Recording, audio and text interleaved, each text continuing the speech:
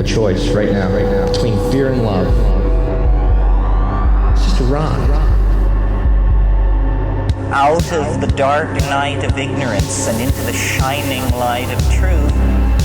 Expounding reality. A population of citizens capable of critical thinking. We don't see things as they are, we see them as we are. There's a level of reality where everything dissolves into an ocean of energy. We empower our experience by insisting on our authenticity. That's very profound. Very. Expanding reality.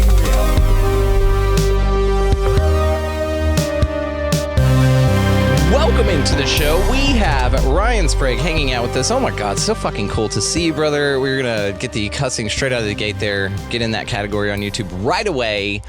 Want to make sure that the audio-only audience knows that we do have one of our creative expansion artists hanging out with us. Kurt Sopel, of course, will be located down below. He's got an incredibly cool piece. He's already got a little sketch going here, guys, and Brian and I are both excited about it.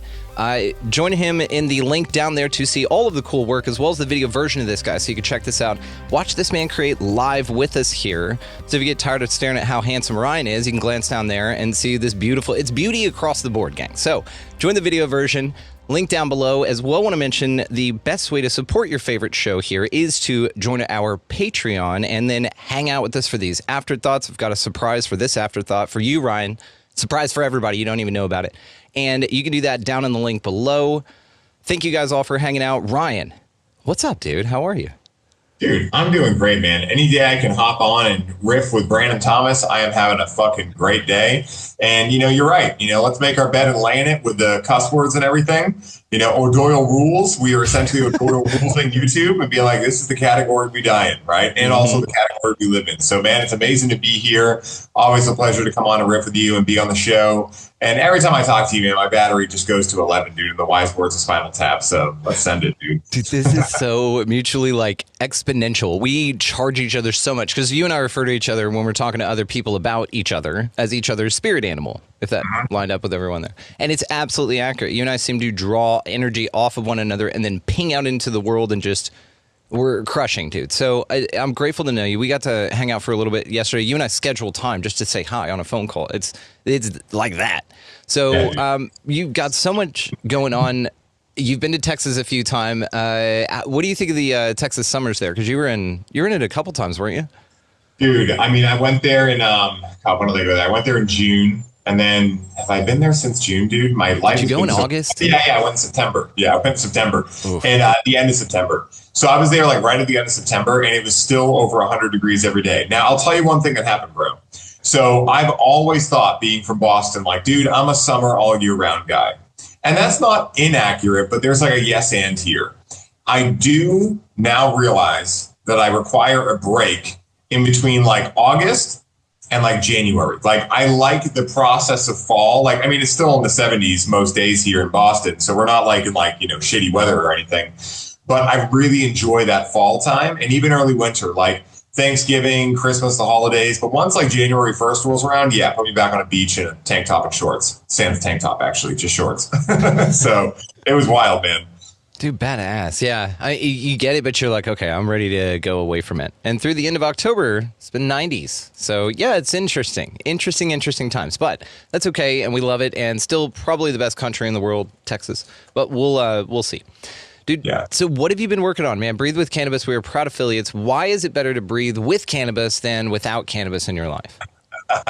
Well, I'll break it down to everyone listening in this way. For me personally, my own life, I understand that time is my most valuable resource. Now, some people you ask may say attention is the most valuable resource, but how can you have attention without time, right? So for me, it's time. Time is what gives you the ability to even simply be, let alone have attention, intention, do things, etc. So for me, everything's based on time.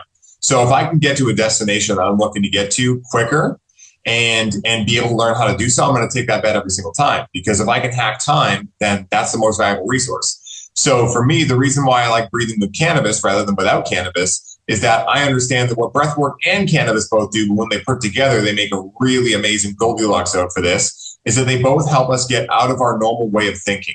You could call this the ego. You could call it Maya. You could call it many different things. You could call it many different things. But it helps us get out of the delusional, quote unquote, reality, the ego casts for us, and allow us to get more into our subtle layers, our unconscious or subconscious. So when you know what to do in a subconscious state, which is to be able to actually pattern interrupt limiting beliefs, unconscious stories, and things that are holding you back from the greatness within you, when you understand that cannabis and breathwork can get you there, and you know what to do when you're there, then you can quantum leap your ability to live a more fulfilling and joyful life. And so for me, it's really just the fact that if these tools are here, why would I not use them? Luckily for me, I live most of my life, and I have lived most of my life as a pirate of sorts. That's why Sovereignty and I get along like this. I'm like, my old friend, I don't know how I didn't find that for the first 30 years I was alive. But, again, because of that, I didn't have a lot of the programming people have around plant medicine, around religion, around any of these things. My parents were always just kind of like, hey, it's there, don't overdo it, but it is what it is. And so as a result, I didn't have any of the dogma that a lot of people have to work through now. When they hear, me talk about cannabis, they're like, really great that you have to use drugs. I'm like, oh, really? How's that food you're eating? How's that soda you're drinking? How's that Netflix you're watching? Like, everything is a drug. So can we just shut up a little bit about it and realize there are ones that can really support us in life and ones that can't? And at the end of the day, I don't remember voting on CVS and Rite Aid and Walgreens selling Percocets in every corner, but that's the world we live in. So relax, everyone. We're using a natural plant here that Creator put on this earth, probably for us to use it. Not to mention the fact that it goes directly in line with their endocannabinoid system, which, funnily enough, do you know, Brandon, they don't even teach the endocannabinoid system in medical school. It is the largest regulatory system in our entire body, and they don't even teach about it. So at the end of the day, when people come out and they're like, oh, nice, you're using drugs, I'm like, I don't even want to say anything, because at the end of the day, I don't need to say anything. I'm not trying to prove anything. For me, what I've done in the last 4 years of, living in a very disempowered state of reality, to completing lifelong goals, meeting amazing people like you and whatever, that's all the proof I need. Now, did cannabis do that? No, I did. I had to take the action, but cannabis showed me, just like a coach shows you, what I could do to improve my life. And because I had the courage to go out and do it, because I had the pain teacher, what would not happen if I didn't do that? When the fear of staying the same outweighs the fear of change, that's when change happens. And so at the end of the day, because I had that pain point in my life, it made it a very simple decision to look at what cannabis was showing me, feel the sting where I had victimized myself and kept myself stuck in the rut, but also be able to allow me to go on that hero's journey and realize that part of the hero's journey is refusing the call. That's all part of it too. And so that's why I like breathing with cannabis rather than without. Now, I do breathe without cannabis very often. I only utilize cannabis in my life from time to time, but again, using it with cannabis or utilizing it with cannabis is unbelievable. Not to mention, it is so practical. Think about how much popularity ayahuasca, huma mushrooms, all these psychedelics are getting. And I'm in great support of that, right? Now, again, is there education necessary? Sure. But if people do dumb things with psychedelics, it's not the psychedelics' fault. It's the people's fault. And sorry, not sorry, but humanity has an interesting way of victimizing themselves and not looking at the real issue. Like, when's the last time any of those plant medicines held a gun to your head, right? Never. So at the end of the day, right, like, when we're able to look at it through that lens and we're able to see like, oh, this plant can really support us the way it has for over 10,000 years, I'm going to dive into that. I'm going to tap into it. So that's been one of the biggest reasons why I really enjoy working with cannabis with regards to breath work and all throughout my life in different modalities, different self-development practices and whatnot, because it just works, and it's worked for thousands of years, so that's why I do it. Damn. Link down below, ladies and gentlemen, all the ways to find him, as well as his previous episodes. You've got to hear the story about his dad. All the ways, again, to find him, link down below. My man, you have nailed it with this. It feels like cannabis has honestly been, to me, sweet Mary Jane, God bless, dude, I really feel at times, and I know you probably empathize with this, that it's here just for me. Like, God sprinkled it all over the place because he knew I was coming. You know what I mean? Sort of like the dinosaur shagged ass because they heard Chuck Norris was coming, that joke. Anyway, God sprinkled cannabis here for us, dude, because it is so powerful. And you and I find, because we've spoken quite a bit, we're brothers. So you and I will get into conversations on the phone. We share vulnerabilities with one another. And in those dark times, I can tell you that what stopped me from throwing a bullet through my head was cannabis, man. Partly, I mean, because it took that took the pressure off, man. It honestly did, and it allowed me to just focus on one thing at a time in a lot of degrees and just silence the noise, man. And so for me, cannabis has been part of my journey. It's woven into the fabric of who I am, and I love it. And so again, having lived in Texas my entire life and had to do this in a Walmart parking lot for a bag full of mostly seeds in the middle of the night, scared, it's been an interesting journey to see it change to where, I mean, they could send you THCA over the mail now, and it's amazing. It's amazing. And so the change in the availability has been incredible. But again, like you said, there's darkness in all the light, right? That's good and bad. There's always two sides of the path to anything, and you can dip into that too much of anything, man. So finding your balance is what's so important, and then not basing it off of anybody else's standard is very important. The two rules, right? Always know, how much you can handle, and then always know your dealer. So that's it. It's comfort in the fact that it exists here because, man, it's been a great, like you said, coach, mentor, teacher, friend, listener, Yeah. And it's just a cool piece of the realm. And I'm grateful it's here, man. Like you. Dude, 100%. Likewise, bro. I'm grateful you're here. We get to share this dream together, and yeah. When we really think about the ridiculousness of, let's just say, cannabis, right? And this is just a microcosm of the macrocosm of the weird world we're living in, because how we do anything is how we do everything. So like for anyone listening right now who's ever felt shame or guilt around utilizing cannabis, who's ever been ostracized by a family member or judged or looked down upon around utilizing cannabis, let me share with you what those people believe and why you shouldn't pay them any attention whatsoever. I'm not saying judge them, hate them, none of that. Just don't even worry about what they're saying to you. It literally doesn't apply, because anyone that is going after you for utilizing cannabis, what they also are saying they believe is that somehow, some way, a natural plant is bad, but not only bad on certain imaginary lines, but not other certain imaginary lines. That's what they believe. And that's what we've been brainwashed to believe is accurate.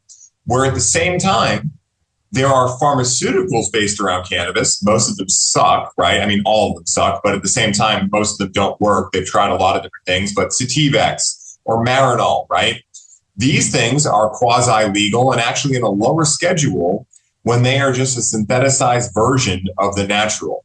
So what they also want you to believe is that the same powers that shouldn't be, that tell you cannabis is bad, who also make synthetic versions of it and tell you those are good.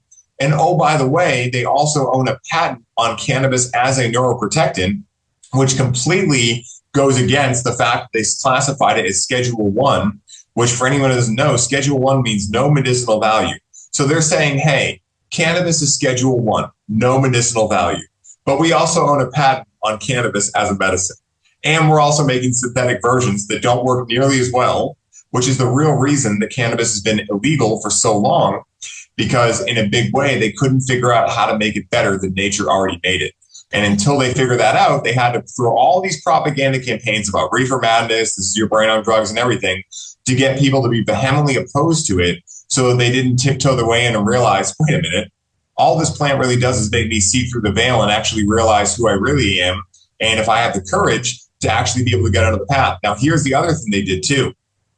They understood that by making this illegal, it would make it go underground. And so as a result of that, one of the things that people don't understand about cannabis, I may have talked about this before, but I'm going to, really dive into it in a little bit deeper fashion here, is that, cannabis is a living plant. And the difference between a plant medicine and a poison is a very thin line. It's based on who's growing it and how it's being grown. And so at the end of the day, I was just talking to my buddy JR, who's an absolute gangster with this stuff, owns Blue Star Farms out in Oklahoma. He is like an old deadhead, real deal when it comes to regenerative ag and everything. And we were talking about this. It's like when I go out there and I talk about how cannabis, the energy of the grower really matters when you're utilizing growing cannabis. I'll have so many people reach out, haha, what a bunch of woo-woo, blah, blah, blah, right? I'm like, okay, so what would happen if a child was raised in a poor environment? Is there a good chance of that child ending up a really joyous and happy individual? And all these people answer no. What about a dog, right? We hear a lot about pit bulls. Are pit bulls really just a dangerous breed? Or is it that dangerous people resonate with pit bulls for whatever reason because they can fight or whatever? And do we know that if they grow up in a household like that, they're going to have to be remediated if they're ever meant to actually live a life with their nice dogs and not going after the mailman and trying to bite his nuts off, right? So again, think about how we do anything, it's how we do everything. So we just identified that how we do one thing is we make sure that if we want to raise a child or an animal in a healthy environment, that it takes a healthy environment. It takes the energy of the essential grower, in a metaphor here, to make sure that they're not coming home pissed off and taking out their anger on their kid or their dog. It takes them having care, putting the right food into them and all these types of things. But then all of a sudden, when it's about plants, it's totally different. That's what these people believe, right? And so for me, it's just like a natural distortion, right? Again, I have nothing to prove, you have nothing to believe, or nothing to persuade, because I know this to be true myself. I don't believe in it. I know it because I've experienced it firsthand. And what we were also talking about is the fact that many of these people that would like to come, try to say, oh, that's not true or whatever, they've never grown cannabis. A lot of them don't even connect with it. So I don't even understand what they're trying to come at me with, right? Like at the end of the day, I've never been on a spaceship. So I could learn about a spaceship. I could understand like the components of what a spaceship takes to build. But that is not going to then make me believe that I understand what being on a spaceship is like, because I've never done that. But a lot of people, they read in books that have been propagandized by the medical system and everything, what they think cannabis is. Then they go regurgitate these things, expecting that they understand what cannabis is. And I'm like, cool, how many times do you connect with cannabis? And they're like, oh, I would never do that. I'm like, then why are we even having this conversation? So it's a very interesting world we live in, my brother, for sure. Dude, it is, but you've nailed it with this. It's all about connection and what do you connect with? And two Bill Hicks things came to mind when you were speaking about this. Brilliant, by the way. Bill Hicks talked about that they made weed illegal so you wouldn't see how you were being fucked every day of your life, right? That's one of his jokes about it. And then the idea that he was talking to a Christian, but this applies to this as well. The idea, actually, this is the bigger thing, and this is where I want to take this next with you. There's been this idea where, the Bill Hicks quote. So the Bill Hicks quote is that he's talking to a Christian about dinosaurs and fossils, right? And he says, well, the Earth, the Christian, of course, says Earth's 6,000 years old, whatever. And Bill Hicks is like, well, what about all the dinosaur bones laying around everywhere? And the Christian replies, God put them there to test my faith, right? God put them there to test our faith. So the interesting thing then Bill Hicks says, of course, is dude, I think God put you here to test my faith. And that right there is the way that you end that, because that's Hicks, man. That's fucking brilliant. God put you here to test my faith. I think this is far more accurate. When you and I start leveling up in this, and you know what I mean by this, when we get out of the muck, we transcend the trauma, we get our base levels and impulses in line, we move forward with actual actionable missions here, and we have purpose, shit is very, very different. But you see, though, how thin that population really is, because and that's how we connect so easily, is because I'm like, oh, you're that, and we connect, right? But there's so much, and we're just going to do this spatially. I'm going to say down there that we were fertilized with to get this tall, that's never going to resonate with what we're talking about. And that's the part I think that is put here to test our faith. It's always an opportunity. You always have a home, right? You can always go home and agree with your dad if he wants that, or mom or whatever, and live there and live under those rules and just not be who you are. But they're there to test your faith, and especially your parents, man. This critical infrastructure that you were raised with that led you to this show. If you're listening to this, we all resonate with this. Then it's that path, it's that passion I find that is the true discovery here. So the more that we get into our sovereignty, and we can absolutely talk about that as well, the more I connect it to spirituality. And a lot of the people that we're sitting in meetings with are quoting Bible verses and stuff. This is God's law. This is natural. And it's beautiful. This may actually lead me to God, which is fascinating. The sovereignty thing, right? Because it's in that, though, I find so much transcendence in, because you've got to scrutinize the system. You've got to see where it's misleading you, and you've got to really acknowledge it on a deep level of awareness. But again, yes, we all know that Da Vinci quote, right? There's three types of people here: those who see when shown, and those who just don't fucking see, man. And that percentage of don't fucking see is huge, I think, dude. But the see when showns, I think, are what are really showing up lately. And the trick to this lately, man, is yes, they are here, I think, to test your faith, but also to offer you the opportunity to embody that which you would rather see in the realm, right? So whenever anybody comes at you with some fucking whatevers, yeah, you can react, respond, mirror back, and fucking meet them with that, right? Lately, man, I've just deep breath. Number one, if it's hostile, I don't engage, period. Like, period. I'm not even going to queef in your direction, dude. Or dweef, rather. That's a dick fart, probably. A dweef. I won't even dweef your way, buddy. I will, though, ignore the shit out of it and keep watering what I do want to see grow in my life, which is what's changed the game for me, man. So out of all that, dude, faith-based system, do you feel that the realm is just literally asking you constantly, dude, are you fucking sure? Is this what you really want? And challenging you on deep levels? Because, I mean, this goes to tribal shit. You don't want to be left out, Ryan, you know, and you're the only one that feels this way. So I see the pressures in it, but how do you interpret this and how has it challenged you? Yeah, well, I'll tackle kind of what came up first for me, which is what you were talking about when people do come at me, right? What I've learned over time is the role that I put them in my dream here is that they are testing how much I truly know something myself. Because if I know something myself, I shouldn't feel any charge around them.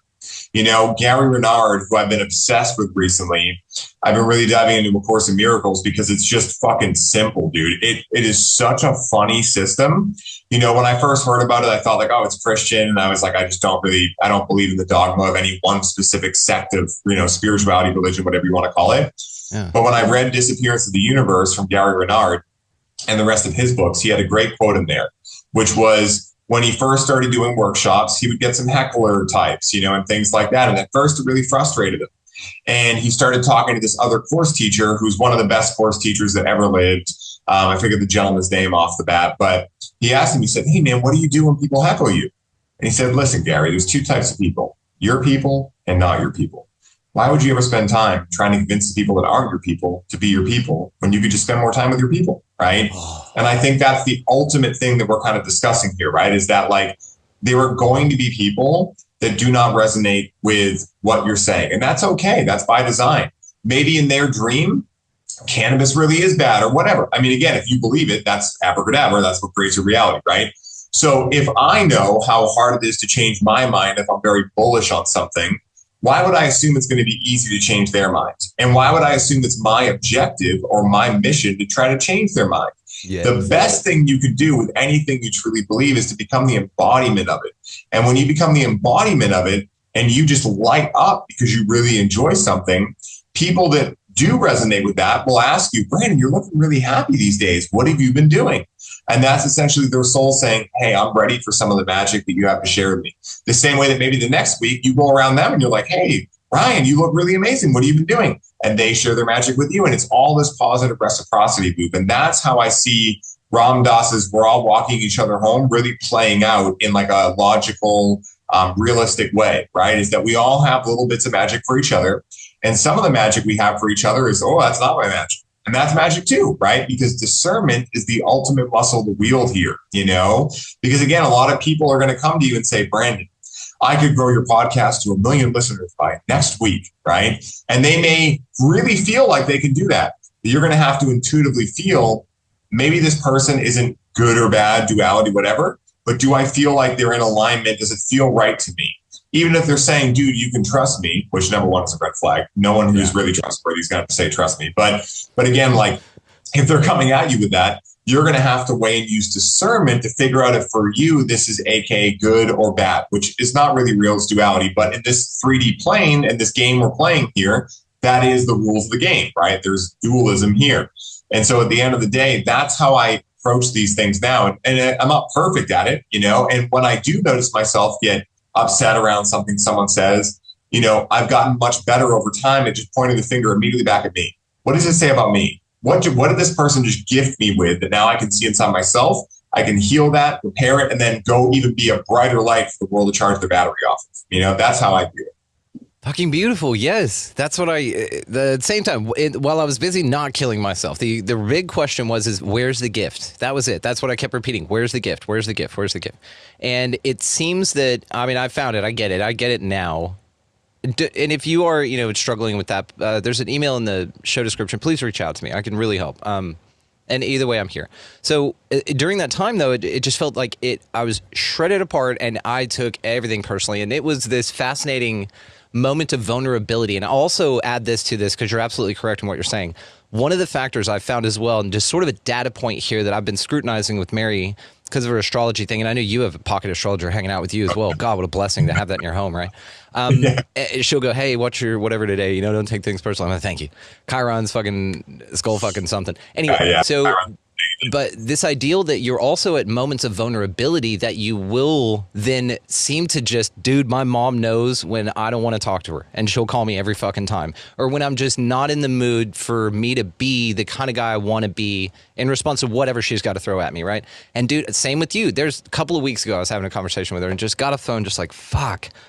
Man, you know, and it's beautiful because no matter how far you go, you still got so much more to learn, right? And I never would have the hubris to say that I'm fucking advanced, I got this shit. Absolutely goddamn not. But interestingly, though, I'm noticing feathers over bricks and trucks more often. And there's this concept, Amethyst, shout out, by the way, guys. Amethyst has been on the show. I'll link his episode down there because we're all homies here. So we were talking about... Bring me back, Ryan. I got you, bro. There was a certain term you used, feathers on... feathers, bricks, and trucks. Thank you so much. So we had our afterthought, which was feathers, bricks, trucks, giants, and jizz, I think. And the thing about it is feathers, bricks, and trucks is this sort of analogy. Have you ever heard of that? Where the universe will offer you... Oh, we talked about Christ oil as well in that. So it's giant. And we talked about giants, yeah. It was the perfect afterthought. Do what? You got your chrism oil on you? Dude, yes. I actually have a fascinating theory about that and werewolves for the afterthought for us. I know. It's going to be fucking dope. Okay. Well, so spray your chrism oil, all right? No. We're saving it, guys. We're saving it. So it's mine. Yeah, you can't have it. I see it now. I get the gimmick. So in that, though, we talked about feathers, bricks, and trucks. And it's sort of the way that somebody interpreted how the universe speaks with you, right? And I latched onto this a long time ago, man. But now I see, and I'd like to say... I'll just say, dude, I see feathers like in slow motion now rather than a feather that I'm blowing by and then a brick hits me because I didn't see the feather. Does that make sense? So the idea goes that you're gifted with a feather, a little light touch, and then maybe a brick, and then you're fucking hit with a truck if you don't listen, or you're off course, whatever. And so to this idea, how are you integrating these? Have you noticed that the bricks are much fewer and far between? I haven't seen a truck in a long time. And the bricks are few and far between, but the feathers are just... floating, man. I'm like, yeah, I see you. Yeah, I got it. I'll change. Well, dude, that is a great way to look at life. I've never heard that analogy before, but it really reigns true to me. And what I've noticed is not only exactly what you said, it's a yes and, right? The bricks have gotten less cumbersome overall. They're not really there. Every once in a while something pops up where it's a sticking point or something, but the brick doesn't hit me in the face. It kind of like massages the side of my head. I'm like, oh, I can feel that, you know? But the feathers have also gotten, it's almost like I have 20/20 vision now and I can see the feather farther out. And if I don't see it farther out for whatever reason, maybe I'm going distracted, don't have the time to slow down, which I'm doing quotations for all the listeners on audio. Very nice. You know, like any of those excuses I can make, what happens is I'm more present to the light touch of the feather. And so because of that, the feather actually feels more like a brick now. It's almost like, you know, if you have been in hot water your whole life, hot water doesn't feel hot to you. But you get out of there and go in an ice bath, now you can touch water that's 50 degrees and it's going to be extremely hot compared to that 20-degree water you were in, or 32, I guess, if it'd be ice if it was 20. But, you know, again, it's going to be a lot warmer than that. And so that's kind of like how it is for me. It's kind of like I always pull this word out when I can, a rejuxtaposing of kind of the thermometer, if you will, of sensation when it comes to the feathers, the bricks, and luckily no trucks anymore. Thank goodness. Oh, what a brilliant way to put that, dude. Because yes, I'm with you on this, that the feathers, you can see them, but they do weigh different. Because what I would have considered fucking nothing a while back, I'm scrutinizing so hard right now, but in a sweet way. Like, I'm not upset at myself or anything. I've really got the self-love thing with this, which is why I feel I'm really able to refine. Because there's some things in here I'm refining that the old me just wouldn't have been able to do. And now that this motherfucker's here crushing this shit, there's small ones. You want me to share? I'll share a petty fucking one with you from the other day. Mary said something that was absolutely accurate. So we take 2 different kinds of melatonin each night, okay? But we alternate it. And so what we do is I was asking which night we were on, right? This kind or that kind. And she said this night. I just go lies and then grab the other one automatically, right? I'll grab the one she said, you know, but the word lies flew out of my face like that, which it was a feather for me. Now, this may seem silly as fuck, which is why I'm just saying it. The feather is number one, it was an attempt for me to be correct at a subconscious level. I feel at some ego level, even though it was playful and childish and whatever, I still recognize it as some sort of need to be seen correct. And that I'm like, oh, get fucked.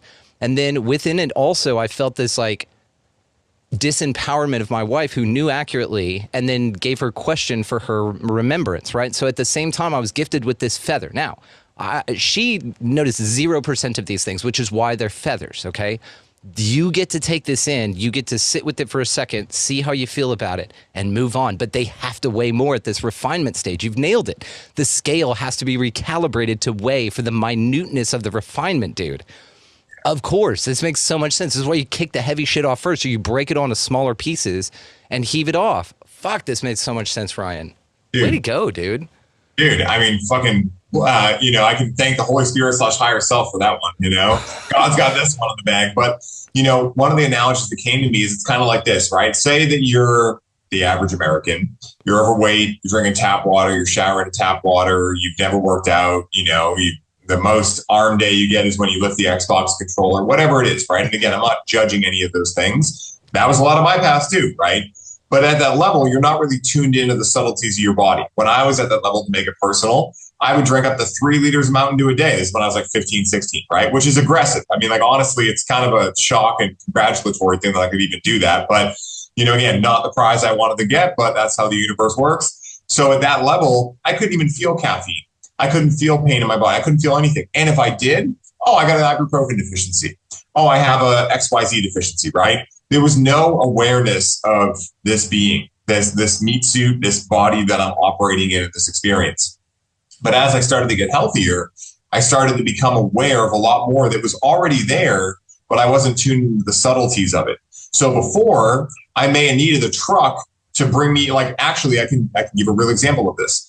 I needed to start pissing blood one day before I started realizing, which talk about a truck, I had to go to the hospital when I was 18 because I had a benign cyst in my kidney that broke open for me to realize, whoa, dude, your decisions in life really matter. Now, just last week, I decided to take another break from caffeine, nicotine, anything that's stimulating the nervous system, because I only have a shot or 2 of espresso per day. I do like a nicotine mint if I needed to for podcasting or whatever. But just that, right? Even what I just said is a feather. When I needed to, I never needed to. And that's something that's been more of a feather in my life now, where I used to have to drink, say, 3 liters of Mountain Dew just to feel like a functioning human. Now I'm aware that when I drink even 1 shot of espresso, it feels good in the moment. But then what happens on a very subtle level that I could never feel if I wasn't tuned in is I actually get very anxious. And so what happens is then this little part of me that wants to go faster, right, to escape whatever it's trying to escape, whatever feeling, sensation, etc. Its only thing is more stimulation. You must just need more. You must just need more. So if I started, I'm going to have the nicotine mint later. I'm going to maybe have another shot of espresso.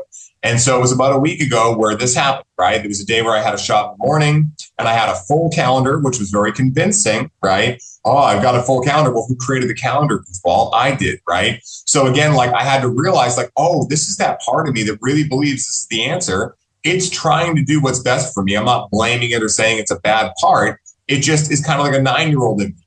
It's like, you've got all this shit, just speed up, get through it all, right? But what the big part of me, the higher self, recognized is like, hey, man, you don't actually feel good when you're, number one, stacking your calendar that much. That's why you've been working out of that.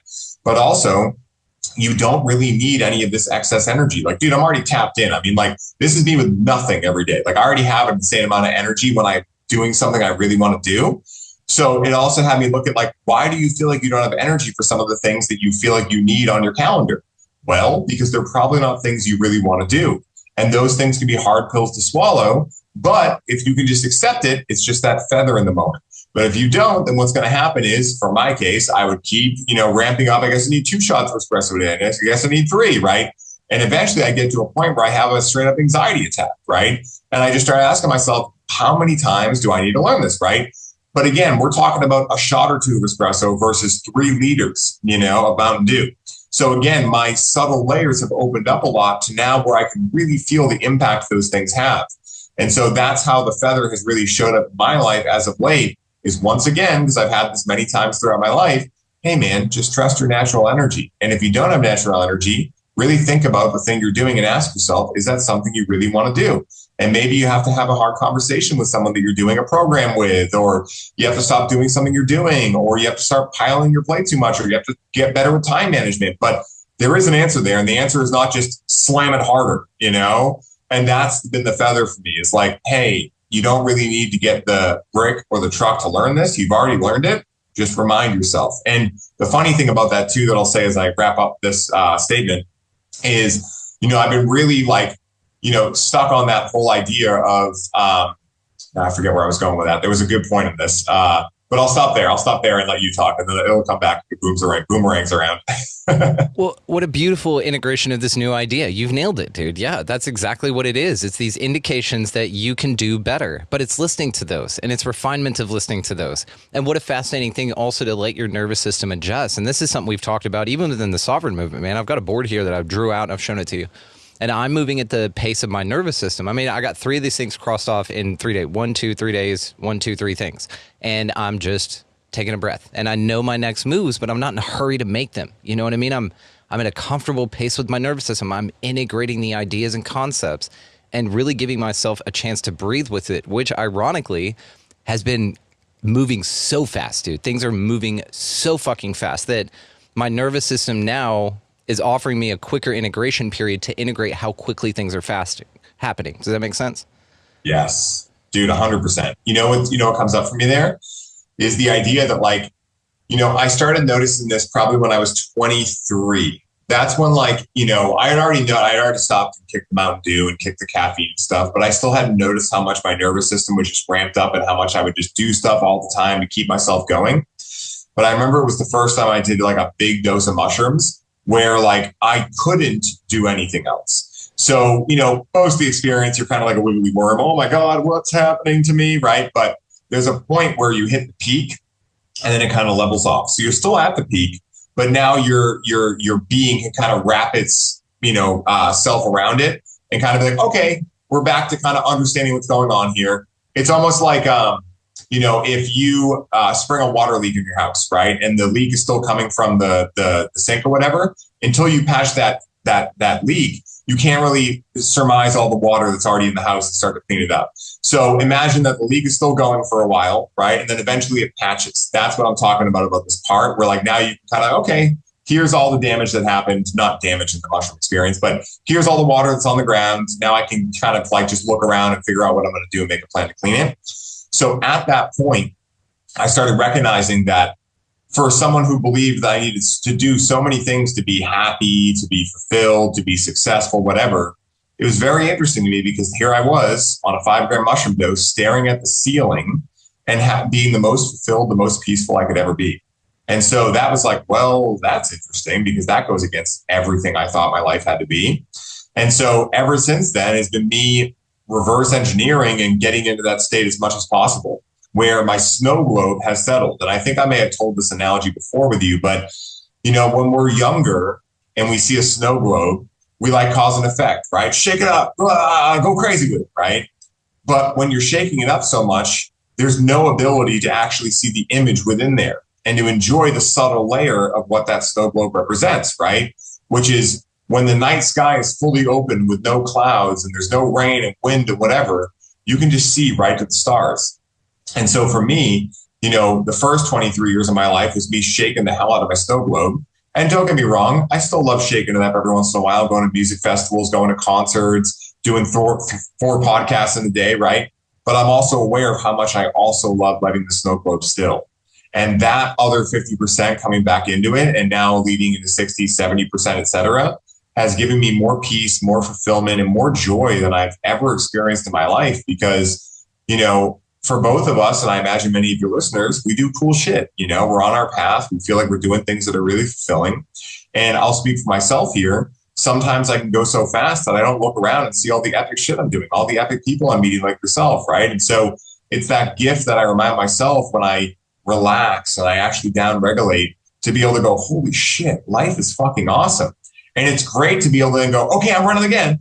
But you got to stop every once in a while and see what your life is looking like. Because again, if you're running in a certain direction and you've been running for a while, how do you still know that's the right direction unless you slow down and kind of make sure you're still following the North Star? Dude, completely. And I love the Ferris Bueller's Day Off analogy, man. Well done. You got to, life moves pretty fast. You don't slow down, you can miss it, right? Absolutely awesome, man. Well, I tell you what, we have a surprise for the afterthought. So let's kind of cut, because we do have also a hard out. So let me also remind the audience here that's the audio only audience. If you have not yet joined that link down in the video version, my God, check it out. Kurt is doing something incredible here. It's going to spill over into our afterthought. Such a cool creator, Kurt Sopel, link down below, part of our creative expansion artist series here that these artists come by and do for you guys. And look for Kurt for commissions and also other pieces. He is fantastic, and also a frequency theorist because he's a dope-ass musician too. So another frequency theorist there with him coming up. Ryan Sprague, dude, all the ways, of course, to find you. Link down below. The other episodes with us are Breathe with Cannabis. You're always linked in my show notes, actually, because we are proud affiliates of you. Grateful affiliates, rather. Before we let you run on this part, and then we'll get to our afterthought here, dude, what gets you out of bed every fucking morning, man, and keeps you moving forward? Oh, dude, let me think on this for a second. Because there's lots of things. I mean, what immediately pops in is Pierre, my French bulldog. Fucking love him, dude. So that's enough some days, dude. Yeah. Dude, I mean, this morning I woke up, right? Rachel always wakes up a little bit earlier than me because she falls asleep usually on the couch at night when we're watching Guy or whatever. But I wake up this morning and I just feel him against me.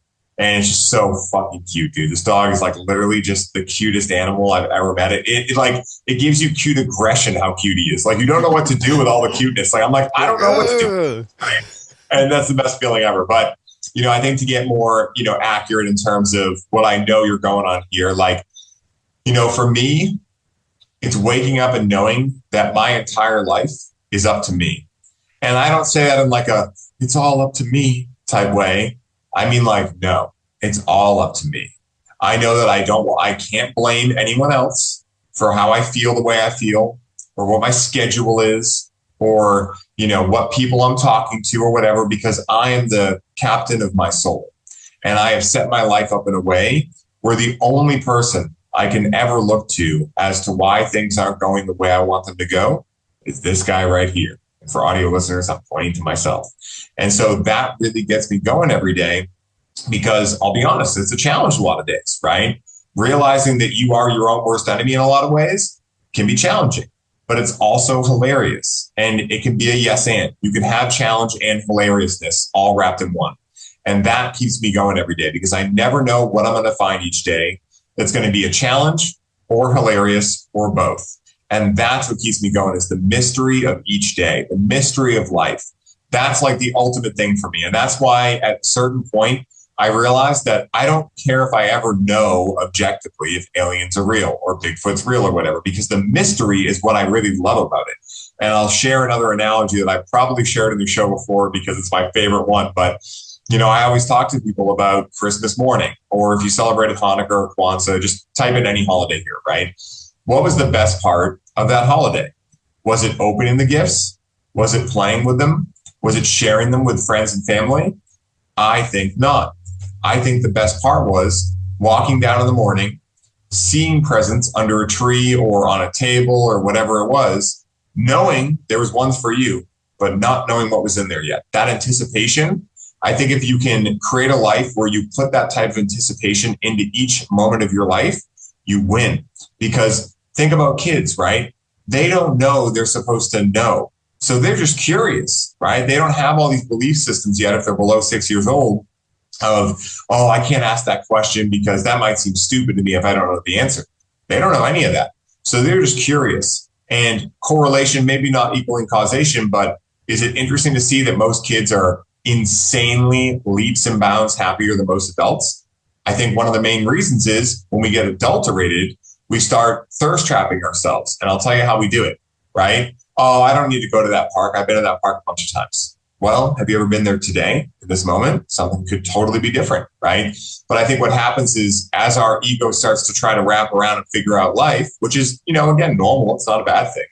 But we have to be aware that this world is just one big conspiracy theory of the ego, in my opinion, trying to conspire against us to pull us away from creator, God, flying spaghetti monster, whatever you want to call it, right? So at the end of the day, we have reality, which is wherever we come from and whatever we are, right? Because we are that thing. But we also have non-reality, which is like, well, what's the scientific study of all this? Well, just more getting into the dream. and more knowing and figuring out and knowledge and all these things, which we know that there's not really an objective reality whatsoever. And if we don't have objective reality, we can't have objective knowledge. Like, is an apple good or bad? I don't know, right? What are the components of an apple? Well, we think we know all of them until a new one's discovered. So do we really know an apple? We think we do, but it's just a thirst trap. So at the end of the day, if we just let go of needing to know and be like, this is what I understand right now, this is what I believe right now, this is what I know right now, whatever you want to say, but you also understand that tomorrow could all change. Tomorrow, that tree that you've looked at forever could totally be a different tree. You could go out there, you could feel the bark. You've never felt the bark before. Maybe you have, maybe it feels different. You know, if you start involving a lot of that into your life, things shift rapidly. Like, for instance, if I was like, oh, I've talked to Brandon a bunch of times, why would I talk to him again? Yeah, obviously, most people can see how silly that sounds, right? But we do that with a lot of different aspects of our lives. To make it more personal, I did that with a lot of aspects of my life. And since I stopped doing that, and I started catching myself when those feathers come up of like, hey, maybe it's not as important to write the emails right now. Maybe you should go for that walk because that's what your heart really wants to do. Maybe you should follow the fun and not know why you want to do it, not have an expectation or an outcome that you're looking for, but just do it to do it and be it to be it. I think that is what keeps me going every day.